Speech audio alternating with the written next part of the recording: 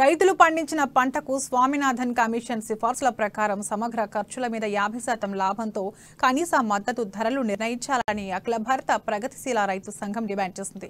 కనీస మద్దతు ధరల చట్టాన్ని వెంటనే పార్లమెంట్లో ఆమోదించాలని ఏఐపీకేఎస్ ఆధ్వర్యంలో ఖానాపూర్ ఐబీలో ర్యాలీ నిర్వహించారు. ఐబీ నుండి ఎంఆర్ఓ కార్యాలయం వరకు రైతులతో భారీ ర్యాలీగా వెళ్లి మండల సీనియర్ అసిస్టెంట్కు డిమాండ్లతో కూడిన వినతి పత్రం అందజేశారు. మోడీ ప్రభుత్వం ఎన్నికల ముందు ఇచ్చిన హామీలను మర్చిపోయిందని అఖిల భారత ప్రగతిశీల రైతు సంఘం సభ్యులు ఫైర్ అయ్యారు. రైతులు పండించినటువంటి పంటలన్నిటికీ స్వామినాథన్ సిఫార్సుల ప్రకారం పంట ఖర్చులపైన 50% కలిపి గిట్టుబాటు ధరలు చెల్లించాల్సిన అవసరం ఉంది.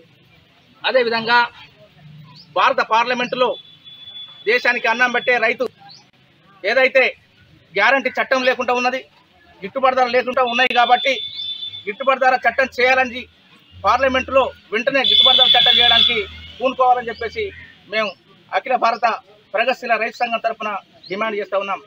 అదేవిధంగా 60 సంవత్సరాలు నిండినటువంటి